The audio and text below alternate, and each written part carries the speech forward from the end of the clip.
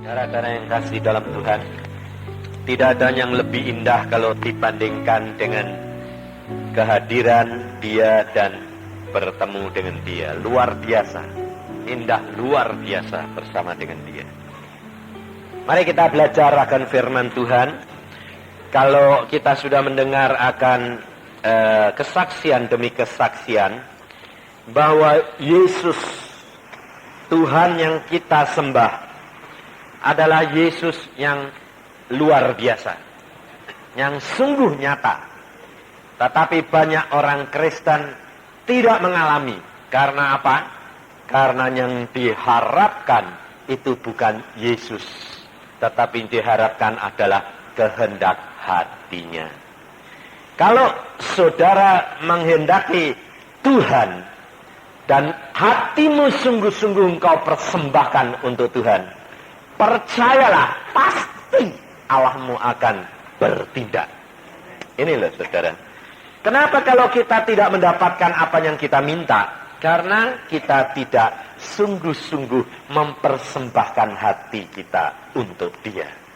Padahal firman-Nya sudah berkata, minta maka akan dibukakan, ketuk maka akan dibukakan pintu, minta akan diberi. Dan apabila engkau mengasihi aku, kata Tuhan, dan engkau menurut akan segala firman-Ku, minta apa saja engkau akan dapat. Dan dengan kesaksian-kesaksian tadi dibuktikan semuanya. Dan apa yang saya alami dari kecil itu nyata, saudara. Maka dari itu kalau engkau mau sungguh-sungguh belajar firman Tuhan, baca dulu semuanya. Selalu saya pesan di mana saya berada, saya katakan baca firman Tuhan seluruhnya lebih dahulu. Mengapa? Supaya saudara tahu di dalam Alkitab tidak pernah dijanjikan bahwa kalau engkau mengikut aku, engkau akan turun dari kaya menjadi miskin. Gak ada. Tapi Allah berjanji kalau engkau ikut aku, dari tidak punya engkau akan naik. Aku angkat engkau tinggi di antara bangsa-bangsa. Tetapi kita orang Kristen itu tidak mau baca. Kalau baca ngantuk. Seperti ibu tadi saksinya ya toh. Bisa baca berapa fatsal sehari. Tapi kalau sudah kesengsem sama film serial silat Hongkong, wah, kalah. Ini Alkitab jadi kalah. 3 hari 3 malam tidak tidur. Itu saya tidak bisa bayangin. Kalau sudah gitu nanti ibu bayarnya tidur berapa hari itu ya? Tidur terus bayar soalnya. Terus nanti di dalam tidur filmnya jalan lagi. Ngimpinya ngimpi film itu pasti. Alkitabnya hilang. Lah kalau sampai perusahaannya mulai merosot, siapa yang salah? Sebab setan nuntut. Oh, Tuhan, anakmu itu enggak anu gitu kok mbok berkati. Lalu Tuhan berkata, ya bagaimana berkat mau diberikan? Padahal firman Tuhan berkata apa? Berkat itu datang pada waktu orang sedang tidur. Di dalam Mazmur 127 ayat kedua. Berkat Tuhan itu datang orang sedang tidur. Lah ibu ini tidak pernah tidur. Lah berkatnya tidak pernah datanglah, salah siapa? Wong firmane Tuhan bilang begitu. Jadi kalau mau tidur, beres sama Tuhan, mengucap syukur, hati tenang, damai sejahtera, suami istri tidurnya nyenyak, ya dah, ndak kalis, ndak madep kanan satu kiri satu, tapi hidup dengan damai, ya dah. Lah kalau malaikatnya datang bawa berkat, dia masuk kamar, oh sejuk, oh damai. Ini yang rumah tempat, sebab malaikat itu rumahnya di surga, itu tenang, sejuk, damai dan sejahtera. Kalau masuk kamar suami istri ribut, kamarnya panas. Malaikatnya munyuk-munyuk mau datang, tidak jadi. Kenapa? panas. Balik dia, inilah saudara. Maka dari itu saudara harus belajar firman. Kalau engkau belajar firman, engkau akan dapat menyediakan diri untuk dapat menerima firman dan berkat Allah. Ini disediakan untuk kita. Kita akan belajar firman Tuhan malam hari ini di dalam Kejadian.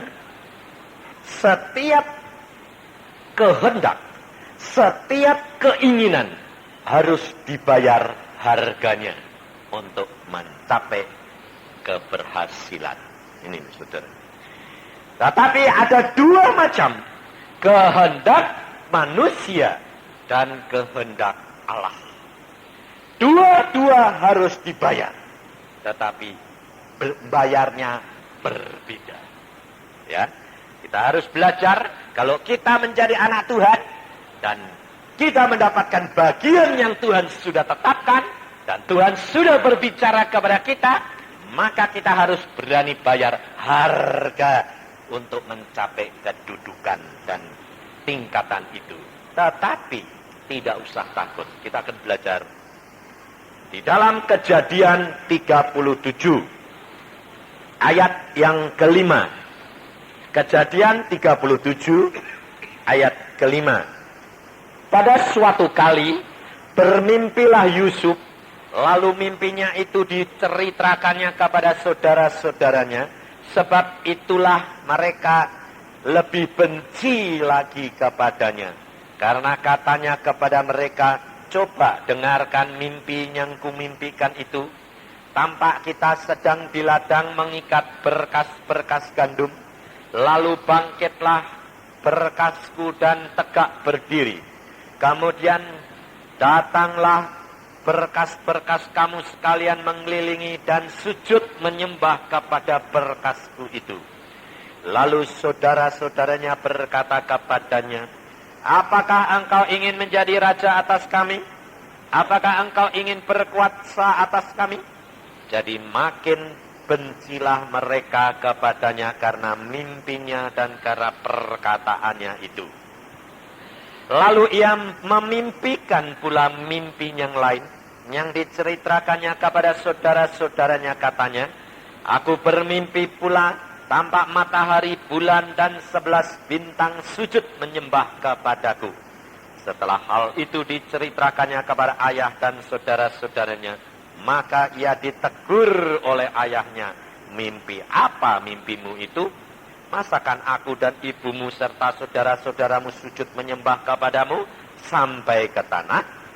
Maka iri hatilah saudara-saudaranya kepadanya, tetapi ayahnya menyimpan hal itu dalam hatinya. Kalau kita perhatikan saudara-saudara, pada waktu Yusuf memimpikan mimpi itu 2 kali, apakah Yusuf sudah tahu bahwa itu mimpi dari Allah? Hah? Sudah tahu belum? Belum. Dia tidak tahu kalau mimpi itu dari Allah. Yakub sendiri, papahnya sendiri, yang sudah pernah bertemu dengan Allah, Yakub sendiri tidak tahu kalau mimpi itu asalnya dari Allah. Kenapa? Kalau Yakub tahu itu mimpinya dari Allah, mesti Yakub tidak menegur kepada mimpi macam apa itu? Apa aku dengan ibumu dan saudara-saudaramu harus menyembah kepadamu? Dia tidak tahu bahwa itu sudah ditetapkan oleh Allah. Maka dari itu kalau saudara mengalami segala sesuatu, baik mimpi, baik nubuatan, baik perkara-perkara yang ajaib, engkau taruh dalam hati dan engkau berdoa. Tuhan, kalau ini daripadamu, amin, mesti jadi. Kalau bukan daripadamu, lewat begitu saja. Sebab Tuhan dapat berbicara melalui mimpi. Dari hari ini berbicara melalui mimpi. Maka kalau saudara perhatikan, maka pada waktu Yusuf, dia mimpi itu sampai 2 kali. Dengan moto, dengan motif, dengan cara yang berkaitan dengan penyembahan. maka engkau perhatikan bahwa mimpi itu mesti dari Tuhan. Karena apa? Karena kalau mimpi sampai diulang 2 kali dengan motif yang sama, itu ditetapkan oleh Allah mesti jadi. Dan itu merupakan rema. Bukan logos lagi, tetapi rema. Artinya rema adalah firman Allah untuk dia pribadi, dan itu mesti jadi.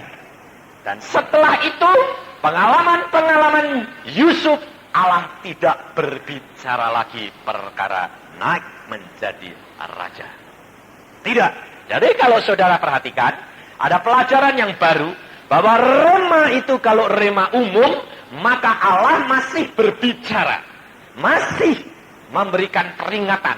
Tetapi kalau rema itu khusus dan sudah ditetapkan oleh Allah untuk engkau pribadi, Allah tidak berbicara lagi. Dan sampai hal itu terjadi. Kerap kali kita selalu bertanya, lu kok begini, lu kok begini, lu kok begini jalannya. Berarti saudara bimbang. Maka dari itu kita justru diberikan firman Tuhan ini, supaya saudara tahu bahwa tiap-tiap anak Allah sudah ditentukan langkah-langkahnya. Engkau jadi apa itu sudah tahu Allahmu. Tiap-tiap anak Tuhan harus bertelur mulai dari kecil. Dari kecil, anak-anak harus didoakan. Diajar berdoa, supaya dia dekat Tuhan. Dan Tuhan memberitahukan apa yang akan terjadi di masa yang akan datang untuk tiap anak-anak Tuhan. Karena apa?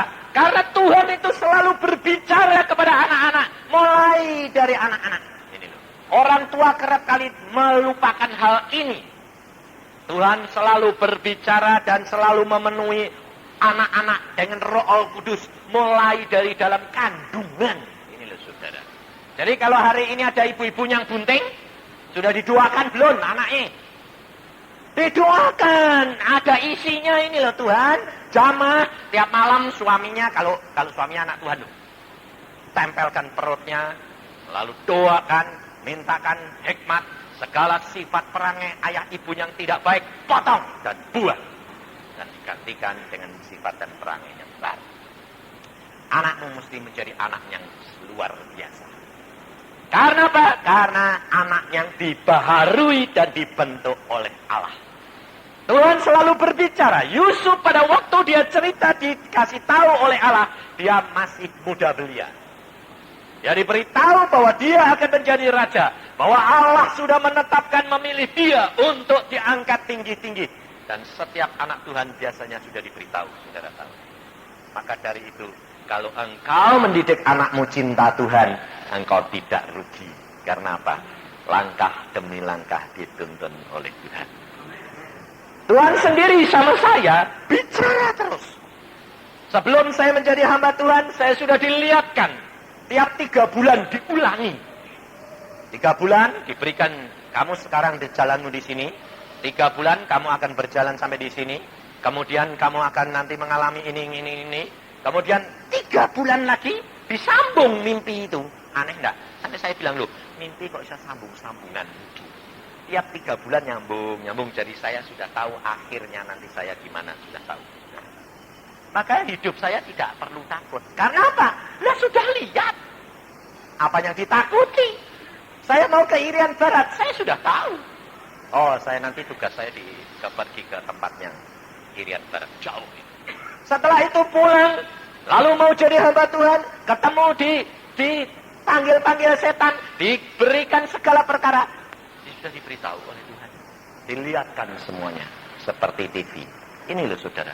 Hidup dengan Tuhan itu luar biasa. Tetapi orang Kristen kalau suruh baca Alkitab malas, ngantuk. Sehingga tidak ngalami. Maunya itu senangnya apa? Dengar lah cukup lah. Baca sendiri malas. Maka saudara tidak menikmati banyak dengan Tuhan. Maka kalau engkau sudah mulai benar-benar dengan Tuhan, buktikan. Maka engkau akan menjadi orang yang berbahagia dalam dunia ini. Kesulitan boleh datang, tapi tidak kamu dapat mengatasi. Pasti kamu sanggup mengatasi. Karena pada waktu Yusuf mulai dia menceritakan mimpinya, akibatnya sudah terima. Untuk mencapai itu harus dia menikmati apa? Ejekan pertama. Kalau engkau sudah diberikan hikmat oleh Allah dan engkau sudah ditetapkan, engkau harus bayar harganya. Pertama apa? Diejek. Diejek.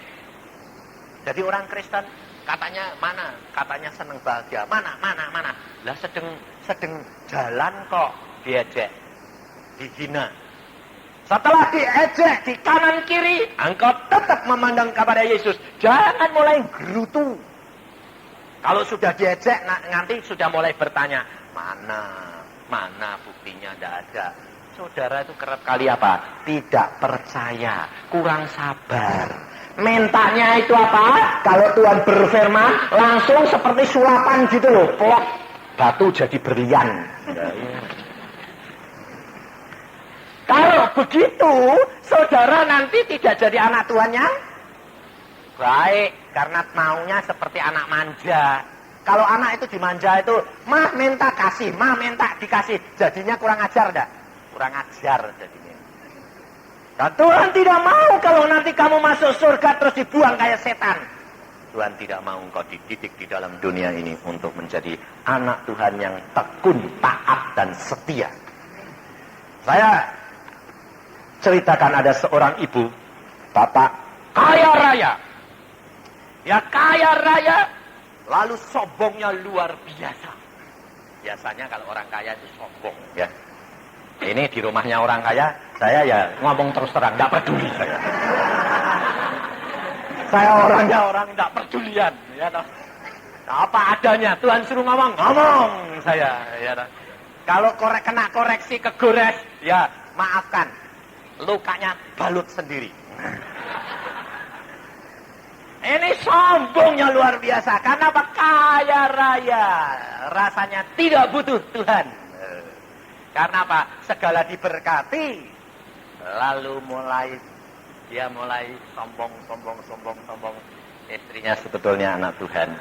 Kemudian lupa Tuhan. Kayak ibu tadi kalau sudah lihat film lupa Tuhan. Nah ini bukan dia untungnya tidak ada lupa Tuhan karena kekayaan, karena film tok, filmnya berhenti, ingat deh nenek ya. Lah kalau dia lupa Tuhan karena kekayaannya bangkrut. Ini berbahaya sekali. Dia hilang lupa karena kekayaannya, langsung turun bangkrut, suaminya meninggal sampai anaknya miskin jatuh utang, sebab biasanya orang kaya itu utangnya juga banyak loh. Jangan dikira orang kaya tidak punya utang, punya.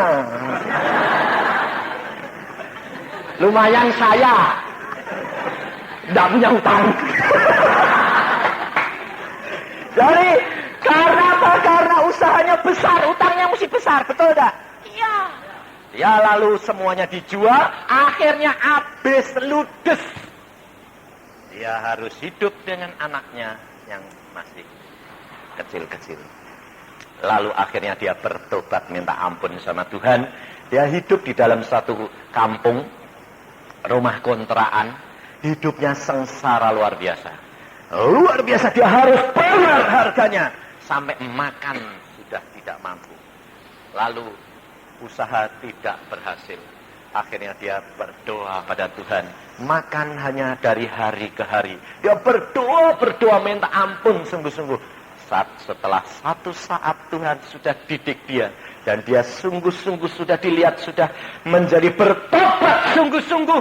Allah bertindak. Caranya luar biasa. Dia pada waktu sudah tidak punya makan, sudah kelaparan, anaknya dikumpulkan. Hujan lagi. Hujan, tidak ada makanan, dia berdoa. Yuk nak, semua sembahyang. Berdoa. Tuhan, Engkau berikan kami makan. Bagaimana caranya aku tidak tahu. Tapi aku tahu Engkau itu Allah yang baik. Dan aku percaya dari hari Engkau sudah berikan makan. Dari hari ke hari. Masakan hari ini tidak ada makan sama sekali? Tidak mungkin. Aku percaya Engkau sudah sediakan. Lalu di luar itu, karena kalau musim hujan di kampung itu kan, anak-anak kan main hujan-hujan, anak kecil main-main hujan-hujan. Terus kemudian tendang-tendangan bola. Ternyata ada bangkai ayam.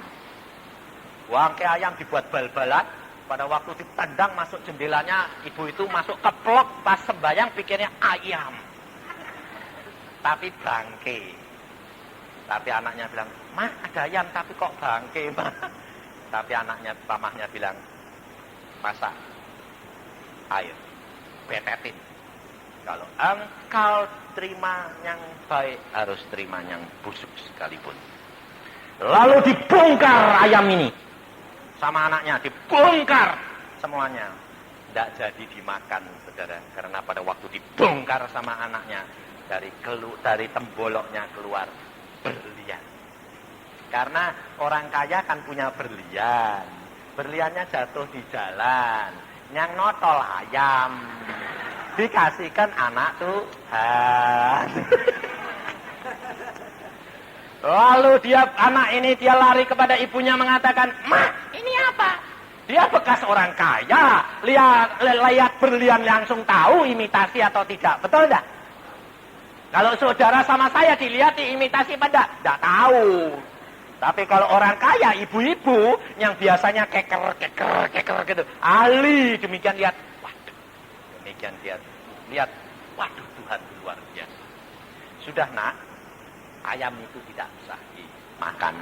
Tuhan bukan memberikan ayamnya. Tuhan memberikan berlian.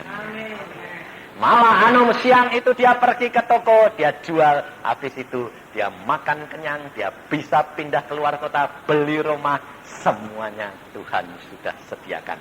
Sekarang menaik lagi menjadi orang kaya. Allah tidak kurang jalan untuk menolong tiap-tiap anaknya. Apa yang tidak pernah timbul dalam pikiranmu, apa yang tidak pernah timbul dalam hatimu, itu yang disediakan Allah bagi orang yang mengasihi Dia. Amin. Kita kerap kali mikir. Kenapa tidak dikasih makan hari ini? Lalu datang makanan, kok bangke ayam busuk. Kalau seandainya ibu tadi dia menggerutu lalu buang lagi, dapat berlian enggak? Saudara harus rela. Apapun yang datang, ejaan, hinaan, fitnahan, itu Allahmu sudah tahu. Dia akan mengubahkan barang yang busuk menjadi mutiara-mutiara yang indah.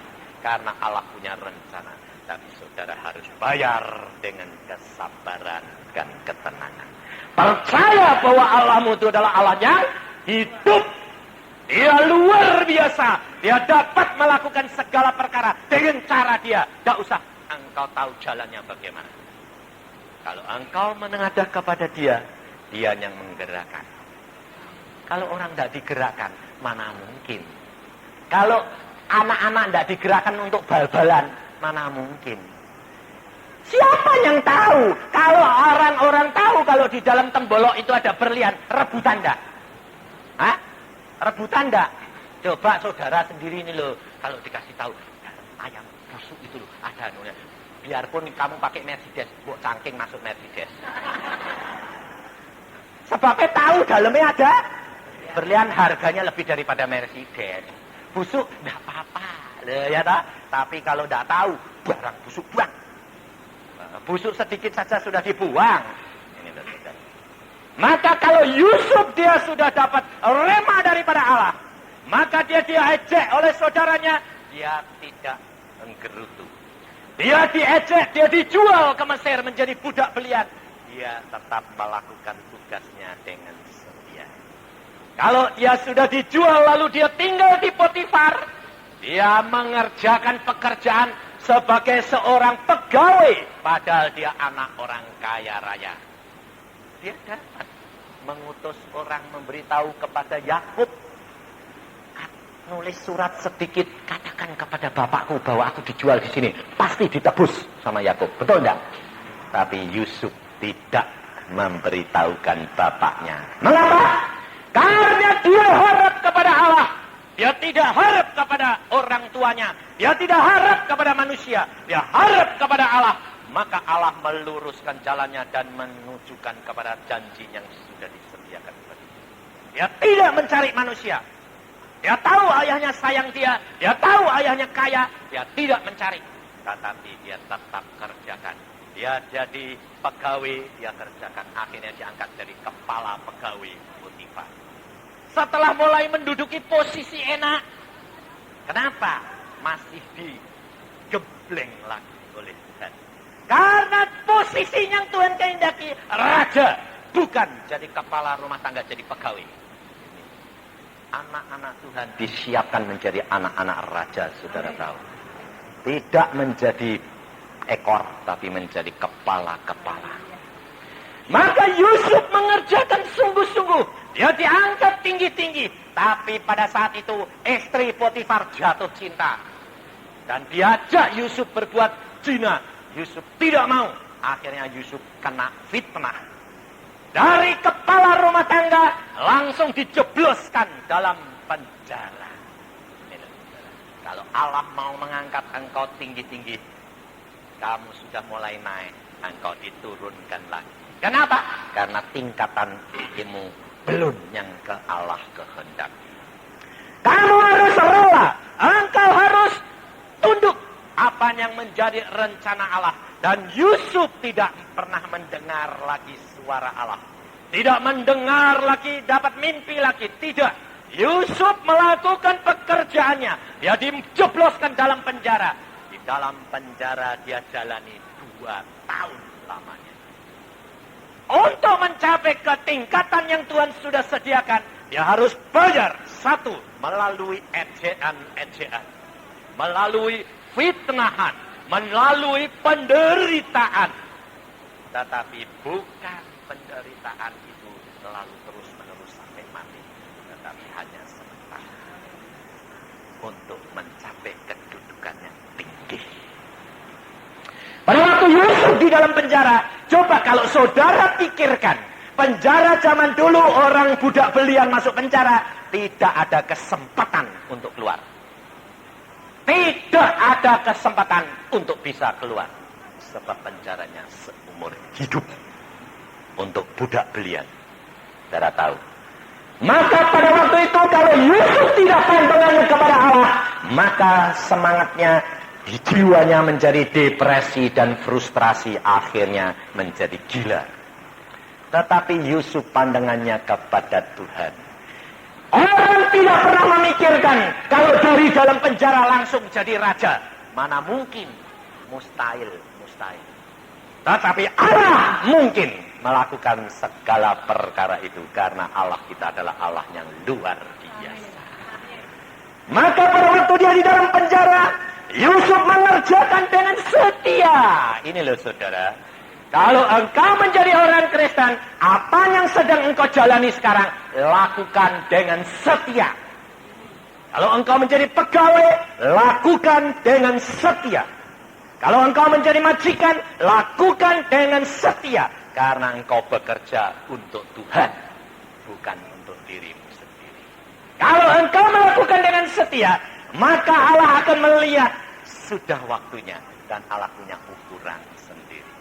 Orang kepala pejabat makanan dan minuman raja yang masuk dalam penjara.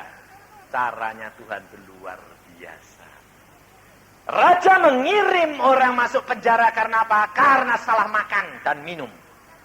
Tetapi mereka dapat mimpi dan mereka diangkat kembali. Melalui pejabat minuman ini, raja dapat mimpi. Raja mimpi. Tidak ada yang dapat menolong memecahkannya. Kenapa? Karena mimpi itu dari Allah. Tukang ramal pinter-pinter banyak di Mesir. Tapi tidak ada satu yang dapat memecahkan mimpi. Karena mimpi itu asalnya dari Allah. Allah kalau sudah menyediakan jalan untuk saudara, biarpun sainganmu banyak, jatah itu adalah jatahmu. Tidak ada orang bisa ambil. Berkat itu kalau sudah milikmu, tidak ada orang bisa ambil, saudara. Yang penting engkau menengadah dan percaya kepada Dia bahwa Allahmu sudah menetapkan jatah dan kehendaknya di dalam dirimu. Maka pada waktu Yusuf menanti, Maka pejabat minuman berkata, aku ingat raja, ada orang di dalam penjara yang dapat mengartikan mimpi. Langsung Yusuf diangkat kembali dan dihadapkan Raja Firaun. Dan Firaun berkata, aku mimpi, tidak ada orang bisa menerjemahkan. Lalu Yusuf diberikan hikmat Allah. Dan Yusuf menguraikan. Langsung Firaun berkata, angkat dia menjadi orang di bawah aku. Tidak ada seorang pun yang boleh menghadap aku kalau tidak melalui Yusuf. Engkau tidak usah khawatir. Allahmu sudah menetapkan apa yang akan engkau alami. Tapi lakukan dengan setia. Engkau akan melihat perkara-perkara besar dengan Allah. Allah kita adalah Allah yang luar biasa. Kalau saudara dengar tadi dokter gigi tadi, saya barusan ketemu di Jember kemarin. Kemarin dulu kalau salah. Ya, malam. Dia berkata, wah saya ngalami musibah Pak Yusa. Lalu saya katakan, lalu kamu badanmu sakit-sakit tak? Wah, kena sakit luar biasa. Tidak hanya mobilnya yang gepeng, tapi badan saya juga semua sakit. Periksa diri, pasti kamu tidak beres. Saya orangnya ya belak-belakan. Barusan kenal sama dia. Lalu dia bilang apa? Betul. Betul. Sebab apa? Sebab kita kalau sedang toko rame, tidak ke gereja. Angsal rame laris, buka terus gerejanya lupa. Lalu mau rekreasi, sekarang suruh bayar, harganya mahal. Dan badan juga turut peot-peot. Nah, kalau engkau sudah mengenal kasih Allah, kau akan melihat perkara-perkara besar dengan Allah. Maka dari itu sebelum engkau mengalami apa-apa, engkau cari Allah sungguh-sungguh, supaya jangan rugi. Tetapi apapun yang kau alami, ucapkan syukur, pandang dia terus, percaya, tapi periksa, jangan ngomel. Ya dah, kalau tidak ketulungan, karena apa?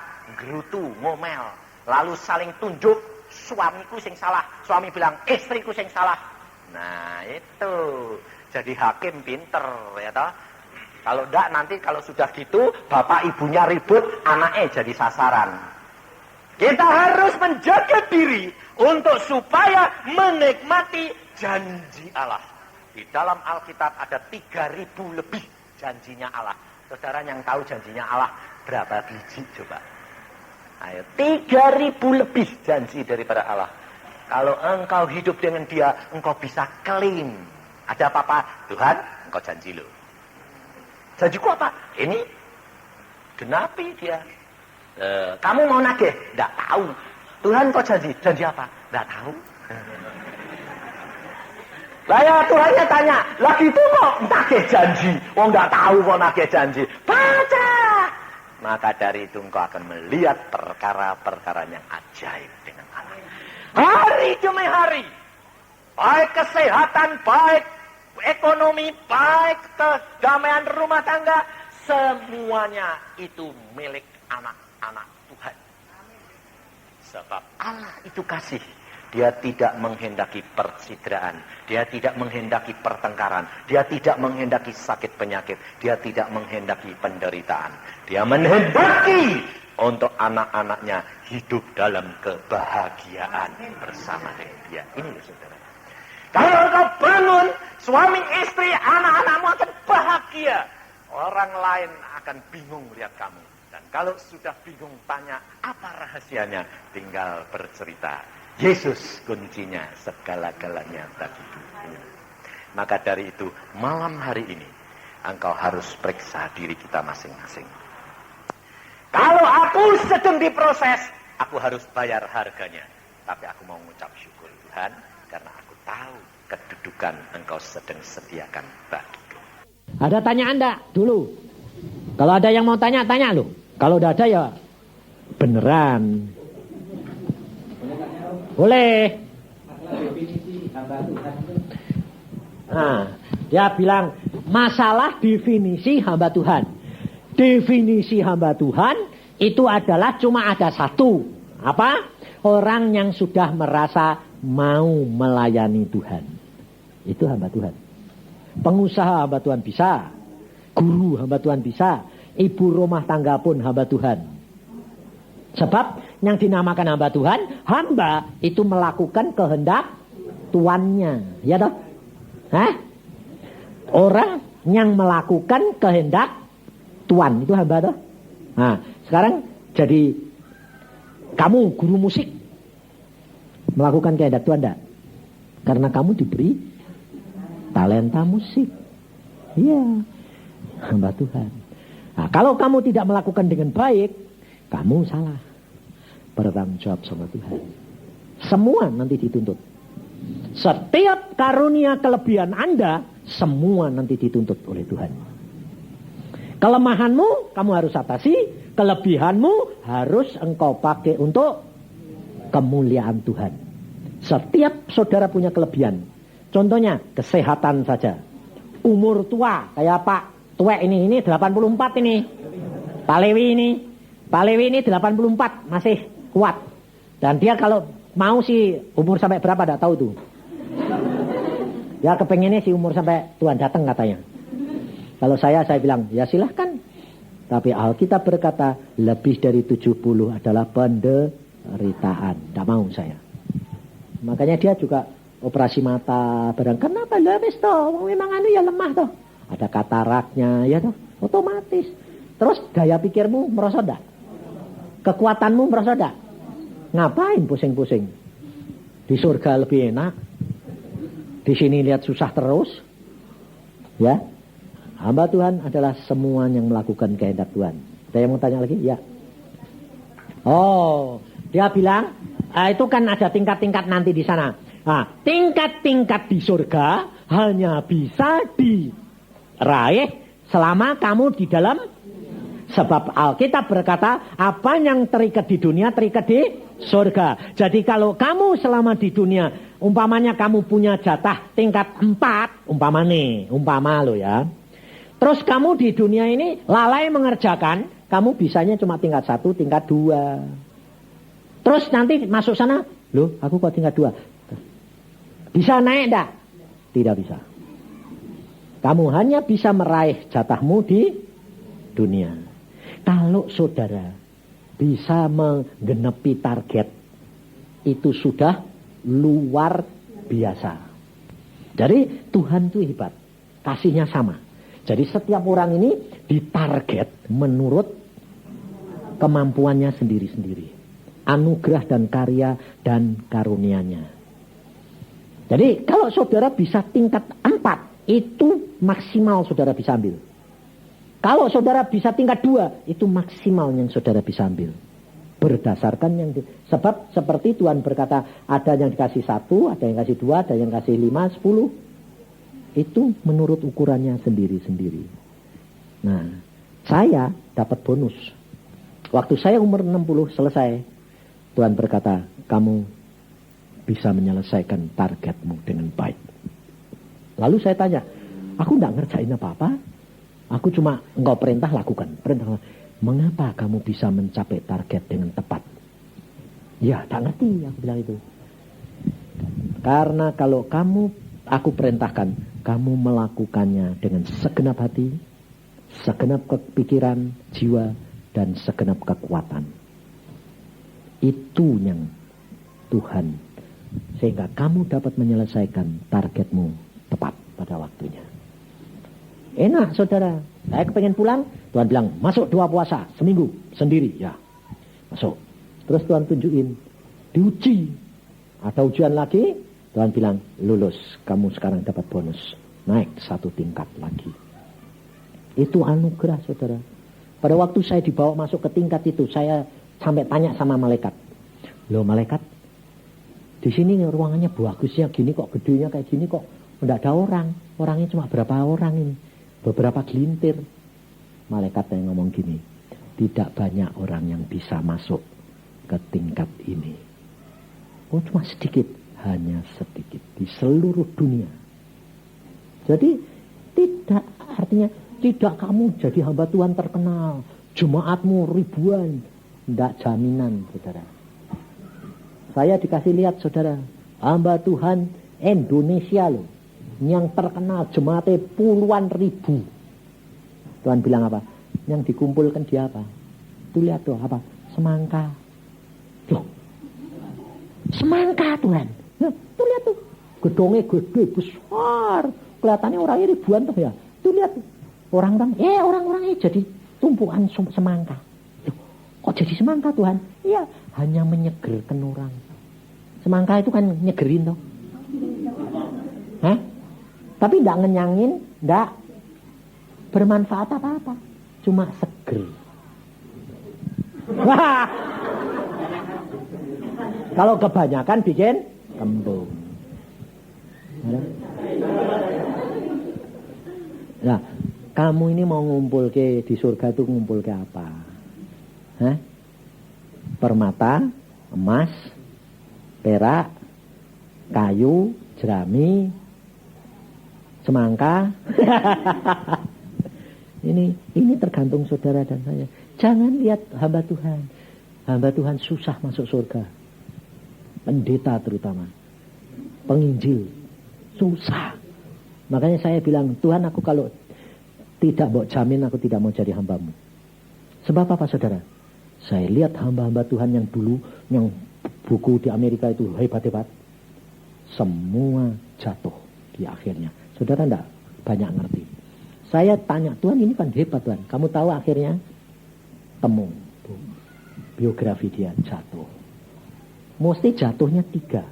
Harta, tahta, wanita. Pasti. Jatuhnya selalu di situ. Semua, saudara. Tapi akhirnya semua terbongkar. Sebelum mati, semua kelihatan. Semua jatuhnya di situ. Maka harus bayar. Sampai saya tanya, Tuhan Catherine itu kan semua kanker ribuan sembuh. Dia sendiri mati kanker. Tuhan bilang, dia harus bayar. Kenapa sih Tuhan? Nah itu suaminya orang diambil. Bayangin. Loh, suaminya orang diambil. Loh, ayo. Mesti 3 itu. Lah saudara ini punya enggak kelemahan 3 itu? Hah? Syukur-syukur kalau ada di sini yang enggak punya. Hah? Ada yang enggak punya enggak? Hah? Enggak ada toh? Punya semua toh? Nah, cuma sudah hilang apa belum?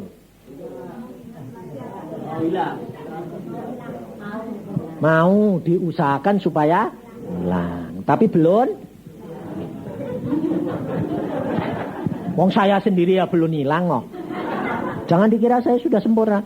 Sempurna nanti kalau persis mau mati. Itu baru bebas. Tapi kalau sudah tinggal sedikit-sedikit, gampang saudara. Mau mati, bang. Tuhan bilang, ya. Nah, tapi kalau masih banyak, usah. Jadi nanti mesti perlu obat di sana saudara. Selama kita di dunia, itu kita bisa di halaman, itu 7 tingkatan. Di ruangan kudus 7 tingkatan. Nah, ruangan maha kudus 7 tingkatan. 21 semua. Nah, tapi kalau mau masuk, kalau dihitung gini, 21 itu semuanya nanti, yang 7 itu sebetulnya di surga. Jadi selama kita masih hidup di daging, harusnya itu cuma 14. Sebab yang bisa masuk ke ruangan kudus, yang masih ada korban, masih ada roti sajian, masih ada pembakaran, itu di ruangan halaman sama ruangan kudus. Maha kudus sudah tidak ada apa-apa. Jadi daging sudah tidak ada, pengorbanan daging tidak ada. Ngerti tak? Hanya semua untuk Tuhan. Kemuliaan. Nah, kalau saudara itu menjalankan firman Tuhan dengan tenang aja, tidak usah gini, aku kepingin sampai 14. Tidak usah. Jalanin aja. Kamu bilang, Tuhan, tuntun aku hari demi hari supaya aku mencapai target. Selesai. Itu paling baik. Saya dulu tidak pernah. Tapi tahu-tahu Tuhan bilang, bisa, kamu naik sana. Apa? Itu kamu masih di tingkat 2. Ayo naik tingkat 3. Loh, oh tingkat 3 sudah ada meja kursi. Sudah lumayan ya Tuhan. Nah, tingkat 4, oh lebih lengkap. 5, 6, 7. Saya cuma punya jatah itu 12. Mentok. Tapi dinaikkan 113. Kan lumayan. Rasul-rasul itu tingkat 14. Mentop. Itu pun kalau rasul yang maksud saya 12 rasul, 11 rasul itu loh. Termasuk 1 rasul tambahan Paulus. Itu ngetop semua di sana. Ya, itu ngetop semua. Karena nanti dia jadi raja muda. Nanti mereka itu jadi raja muda. Itu turut merintah. Turut merintah bukan berarti raja. Ada lurah, ada camat, ada RT, ada RW, ada hansipnya nanti malaikat. Jadi bukan memerintah itu terus dong raja muda kok enak. Ya itu. Nanti Tuhan sudah ngatur. Pokoknya yang mati syahid itu turut merintah. Nah, turut merintah itu bisa jadi RT. Bisa.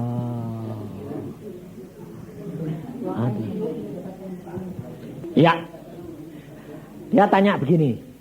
Kita kalau diurapi oleh hamba Tuhan. Biarpun hamba Tuhan itu sudah jatuh. Kenapa urapannya masih jalan? Loh. Urapan itu karunia atau milik dia? Karunia. Jatuh tidak masalah, tidak apa-apa. Tapi bisa transfer. Jadi sambil kamu didoain, kalau kamu mengharapkan hamba Tuhan dagingnya, transfer dia. Transfer watain yang jelek pun. Makanya Alkitab bilang apa? Jangan sembarangan tumpang tangan. Tapi lucunya anak-anak Tuhan kepengen ditumpang. Makanya saya paling gak mau tumpang tangan ini. Iya. Tapi kedagingannya kadang-kadang contohnya gini. Kalau kamu sudah senang sama hamba Tuhan. Nah, mengagungkan enggak? Nah, lalu kamu ditumpangi tangan. Seneng enggak? Nah, sifatnya transfer. Contohnya anak kecil diasuh sama suster terus. Watai suster atau mamai? Nah, demikian juga kamu. Makanya saya bilang jangan mengharapkan hamba Tuhan. Tua-tua numpangi tangan supaya sembuh kalau diperintah Tuhan. Nah, terus tua-tuanya toh. Nah, sini kamu tak uyek-uyek nanti. Kalau tidak disuruh Tuhan sembuh, tidak bisa. Makanya saudara harus tahu segi manusiawinya sama segi roh Allahnya. Tapi saudara harus tahu segala sesuatu anugerah. Dan di dalam diri kita ada Roh Kudus. Jadi semua itu kembali ke Roh Kudus. Kenapa? Karena dia penolongmu yang menuntun engkau dan saya dalam seluruh kebenaran. Jadi jangan melekat pada manusia. Nah sekarang tak tanyain. Kekayaanmu ini siapa? Tapi kalau kamu gunakan tanya Tuhan pada. Loh, ini tanya yang sana. Enggak. Kalau enggak itu terus piye? Nah itu. Nah itu. Nah. Saudara semua itu milik Tuhan. Jadi kalau anakmu milik siapa? Hah? Anakmu milik siapa? Jadi kalau sakit, hah? Yang ribut harusnya Tuhan. Tapi kok kamu kenapa? Karena hatimu melekat sama dia. Nah, dia tanya, kalau tingkatan itu kan mesti sekolah. Nah itu sekolah sama Tuhan. Sekolah sama Tuhan itu baca Alkitab, melakukan. Itu sekolah. Lalu ngalami jatuh bangun, itu sekolah. Nah, jadi tidak bisa ke teologi, kamu tidak bisa. Di dunia Tuhan bilang, saya taunya gini. Kenapa kok saya tuh tahu bahwa saya tuh cuma mentok 12. Dalam satu mimpi, saya ini sekolah tingkat 6. Terus saya setelah tingkat 12, terus saya bilang, loh sekolah ini Mentoke habisnya kapan? 12. Jadi aku ini tidak bisa sekolah lagi. Tidak bisa, habismu di sini. Oh ya sudah. Terus aku bangun, oh Tuhan sekolah 12. Ya itu memang sebetulnya targetmu itu cuma 12. Kenapa sih Tuhan? Kamu hatimu keras. Waktu kecil kamu terlalu dididik dengan penderitaan. Sehingga pemberontakanmu besar. Gengsimu kegedean. Kamu tidak punya kasih. Belas kasihanmu tidak ada. Terhadap orang cuek masa bodoh. Masuk surga dewek-dewek. Ora usah gading-gadingan. Itu menyebabkan saya tidak bisa mencapai tingkat yang tertinggi. Tapi setelah saya dididik Tuhan selesai, Tuhan bilang, sekarang kamu sudah punya kasih, mau mengerti. Contohnya apa? Kamu bisa ngerti istrimu. Itu justru dia. Saya dikasih ujian tuh dia terus. Jadi ujian sama orang lain tuh gampang saudara. Tapi sama istri paling susah itu. Istri terhadap suami juga paling susah. Banyak komplain soalnya. Lapor Tuhan. Loh. Dia kalau kesinggung saya selalu doanya apa? Tuhan hanya Engkau yang ngerti aku. Lah ya benar. Berarti kan dia ngelapor ke aku. Ini udah mau ngerti aku Tuhan. Lah ya tak? Jadi saya tetap kali dilapor ke. Saya bilang, ya Tuhan aku ini mau ngerti dek ini. Maksudku ya baik. Tapi diterima salah. Jadi kalau dia doa, kadang-kadang tuh malah sengaja bersuara supaya saya dengar. Jadi saya ini dibawa-bawa terus. Saya ya sembahyang jadi korek. Nah, kalau saya tidak kuat, saya keluar. Tambah nangis deh. Dia tambah nangis karena apa? Kok tidak mau dengar? Padahal saya dilaporin Tuhan. Saya tahu saya dilaporin. Jadi saya kadang-kadang ketawa sendiri. Tetapi Tuhan tuh luar biasa. Mau ngerti. Itu Tuhan. Kalau saudara itu di dalam dunia sudah masuk 14. Itu nanti sudah di rembangan mahasusi. Di surganya sudah bersama dengan Tuhan. Tingkat 7. Sudah tingkat 7. Jadi itu sama dengan tingkat 21. Saya terus terang tidak ngerti kalau di dunia ini segini, ukurannya begini, terus baru di sana segini, tidak tahu saya. Taunya saya karena saya dikasih tahu Tuhan. Satu, kedua, saya sendiri tidak tahu. Bagaimana cara mencapai itu, syaratnya apa, ya tidak tahu saya. Makanya saya bilang, saya tidak ngerti yo. Tahu-tahu dikasih tahu segini, kamu segini. Makanya saya bilang gini. Saya disuruh ngajar saudara, jalani saja hari demi hari. Sebab itu yang Tuhan bilang, yang bisa mengerti tingkatanmu itu cuma Tuhan. Yang bisa mencapai itu ya Tuhan. Sehingga nanti tidak ada orang berusaha dengan kekuatannya sendiri. Sebab setiap orang tidak sama. Jadi tidak ada kriterianya harus begini, tidak ada. Saya sendiri terus terang, kalau kamu tanyai, kok bisa sampai gitu? Tak tahu aku. Cuma hanya nurut biar Tuhan baik. Selesai. Kamu harus tahu, pada waktu Ananias dan Safira, dan tindakan Tuhan terhadap hamba-hamba Tuhan sekarang. Pada waktu Ananias dan Safira, itu Tuhan pertama kali menunjukkan hadiratnya di dalam dunia. Ngerti? Ya toh? Roh Kudus baru datang toh. Itu luar biasa. Contohnya, anak-anak Harun pertama kali bait Allah jadi, kemah bait Allah, mereka mempersembahkan api asing mati. Tapi setelah itu Samuel hidup tidur di tempat ruangan Maha Kudus, di tempat tabut, tidak apa-apa. Padahal Samuel anak kecil itu tidak boleh tidur di situ. Nah, kenapa? Ini lucunya di sini. Kalau Tuhan itu baru pertama kali hadir, kekudusannya luar biasa. Makanya di dalam Alkitab bilang, terhadap orang yang karib, aku menyatakan kekudusanku. Salah sedikit mati. Nah, sekarang hamba-hamba Tuhan kok tidak mati-mati. Lah Tuhan ini tahu dia tidak karib kok. Punya karunia tetapi bukan berarti karib. Hati-hati. Ngerti? Dia contohnya gini, satu perusahaan. Tuhan ini punya perusahaan, orang itu punya perusahaan. Anaknya sendiri tidak dikasih kuasa untuk menggunakan nama perusahaan. Tapi pegawainya dikasih. Ya dah? Tapi sebetulnya dekat mana anaknya sama pegawai ini? Anaknya. Nah sekarang hamba-hamba Tuhan itu dikasih karunia. Pegawai atau anak? Pegawai. Nah hati-hati. Kalau kamu melakukan itu selama Tuhan lihat masih menghasilkan buah, jiwa-jiwa dibiarin.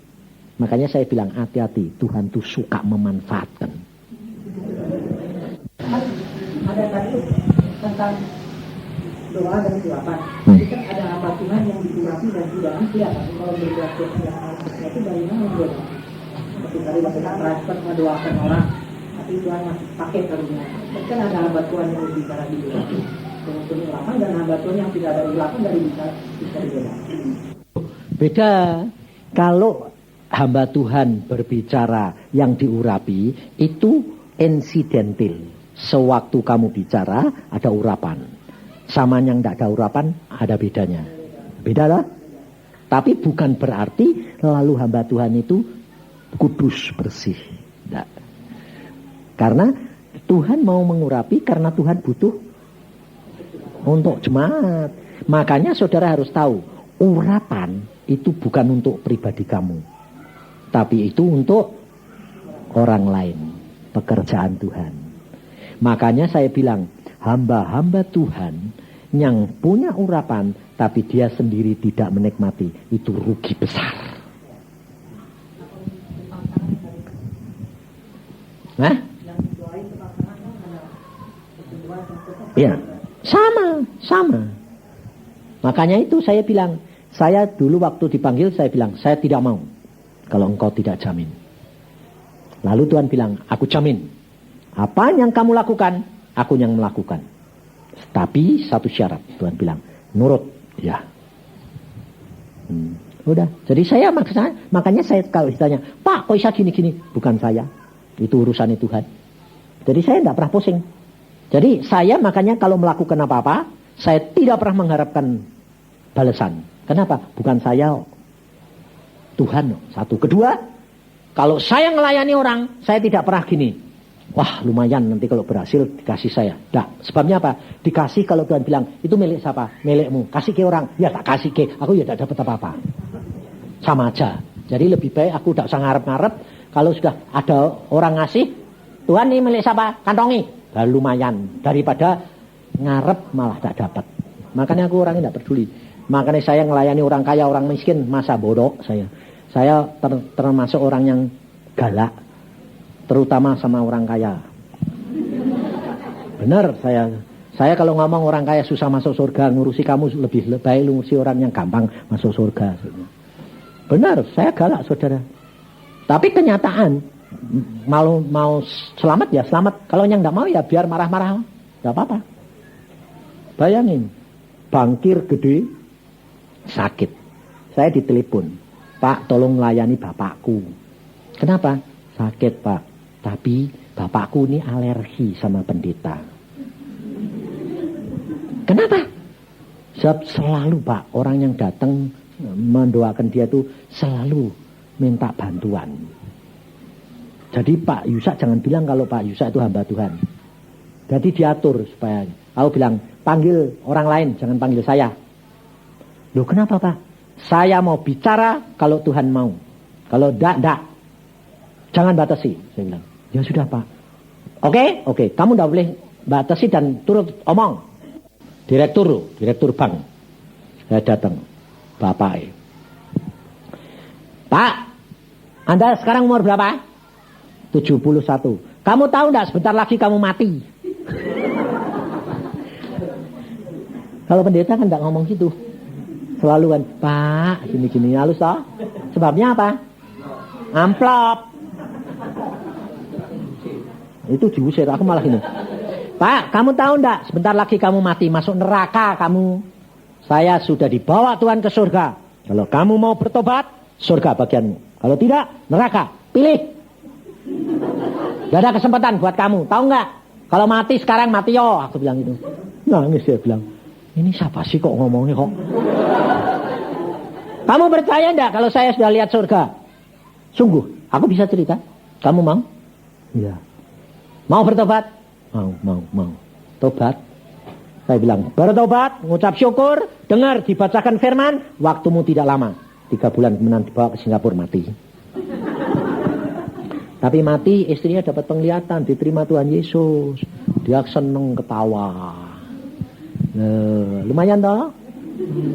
Yang satu, orang kaya juga. Istrinya sama anaknya datang pada saya begini, Pak, tolong Pak, doakan kalau suamiku bisa, Pak Yusak mau datang. Kenapa? Tidak ada seorang hamba Tuhan yang bisa menobatkan dia. Kenapa? Bohong. Hamba Tuhan cuma mata duiten. Bayangin, kurang ajar enggak? Wah, aku dapat tantangan gitu, langsung sembayangi gini. Tuhan, orang itu bisa selamatkan enggak? Kalau enggak kamu datang aku. Percuma, wis ben masuk neraka. Bayangin saudara. Tuhan bilang bisa. Bisa Tuhan, bisa. Kapan? Kamu datang? Sekarang. Ayo sekarang datang. Habis khotbah jam 12:30 saya datang. Nah datang. Pak ini kenalin Pak. Hamba Tuhan. Terus langsung. Kenalkan sama hamba Tuhan. Biasa. Terima enggak apa-apa. Terimanya itu sudah mulai mukanya itu dingin gitu. Nah musuh mbak aku. Pak, umurmu enggak panjang. Ngerti gue? Kamu sebentar lagi pasti mati. Kaget deh. Kok kamu tahu? Aku sudah diberitahu Tuhan dan aku sudah ke surga. Tuhan bilang sama saya, umurmu tidak panjang. Sebentar lagi kamu masuk neraka. Ngerti gue? Dia langsung bilang, betul. Kalau tidak percaya, kamu bertobat, tanya Yesus. Loh, apa Tuhan Yesus mau nemuin aku? Dia mau kalau kamu bertobat. Pasti. Sebabnya tadi kan saya tanya ke Tuhan. Dia bisa tobat. Nah, aku wani jamin toh. Ya dah. Pasti. Ya, kalau gitu aku mau bertobat. Sekarang terima Yesus, terima. Wow, istrinya sampai gini. Papa mau ya. Loh, kenapa Pak? Ini pendeta aneh ini. Ini dia ngomong belak-belakan ini. Wah, ini saya mau membuktikan. Buktikan, tapi kamu bertobat dengan tulus. Kamu kalau tidak tulus, Tuhan tidak akan nemui kamu. Kalau kamu tulus, kamu pasti temui Tuhan. Ya, saya mau. Nangis saudara. Tulus dia bertobat. 3 hari kemudian ketemu Tuhan Yesus. Ketemu sendiri. Dia bilang sama istrinya, aduh aku ketemu benar. Hamba Tuhan itu siapa? Itu benar-benar apa yang dikatakan semua digenepi. Aku ketemu dengan Tuhan Yesus. Aku nyembah Tuhan Yesus itu luar biasa. Gini. Terus Tuhan Yesus bilang apa? Sudah cukup kamu bertobat, pulang. Berarti Papa, aku 3 hari lagi aku pulang. Yuk kita bicara semua. Aku seneng, aku terima Yesus. Mati.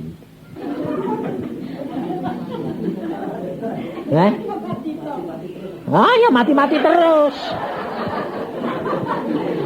Nah, dia tanya apa? Kok mati-mati terus?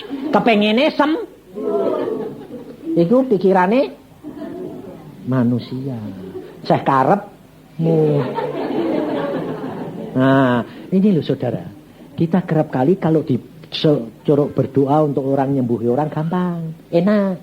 Tapi kalau nyodoain orang mati, malu. Yang ngerjain Tuhan bukan saya. Peduli amat. Saudara tahu nanti di surga yang tak doa ke do mati itu. Wah, pasti terima kasih Pak Yusa. Iya toh? Sombong.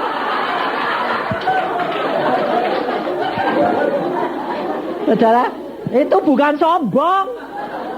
Bang, enggak. GR salah. Saudara, coba baca. Tak kasih ayatnya. Yeremia 9 baca.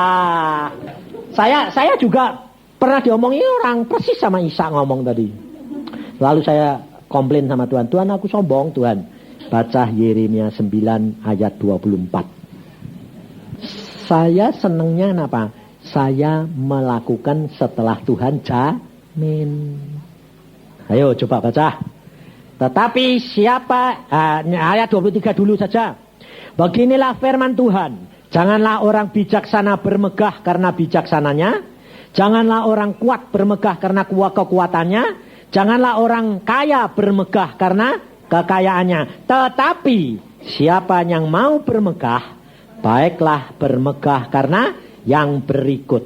Bahwa ia memahami dan mengenal aku. Bahwa akulah Tuhan yang menunjukkan kasih setia, keadilan, kebenaran di bumi. Sungguh semuanya itu ku sukai. Ayo. Ayo, sombong dah.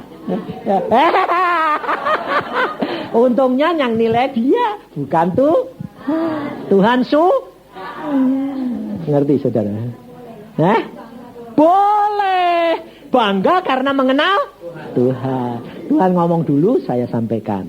Jadi, Tuhan ngomong dulu, saya sampaikan. Jadi, bangga karena mengenal akan Allah kita. Amin. Hidup dengan Tuhan enak tak? Enak, bayarnya murah, tur enak. Tapi sakit. Bayar harga dong. Ayo kita berdoa. Tuhan Yesus, kami datang di hadapan hadirat-Mu. Kami mengucap syukur boleh belajar Tuhan akan firman-Mu. Supaya kami dapat mengenal Engkau lebih dalam. Lebih berkenan kepadamu, karena itu yang menyenangkan hatimu. Kami rindu Tuhan, dan buat kami lebih dekat kepadamu. Terima kasih Bapak. Apa maumu Tuhan? Baik. Tuhan berkata, sudah cukup. Terima kasih Bapak. Kami mengucap syukur akan kasih sayang dan setiamu. Biar semuanya ini dibawa pulang, dikembangkan. Benih-benih ini dikembangkan sendiri. Dan setiap orang mendapatkan sesuai dengan yang dikerjakan. Terima kasih Bapa akan kasih sayang dan setiamu. Dalam Tuhan Yesus kami mengucap syukur. Amin.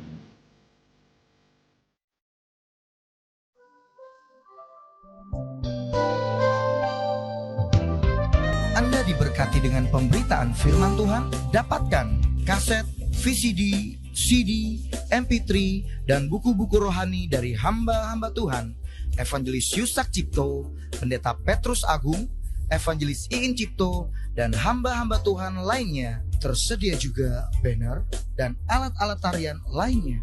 Hanya di toko buku Bless to Bless. Bless to Bless. Bless to Bless.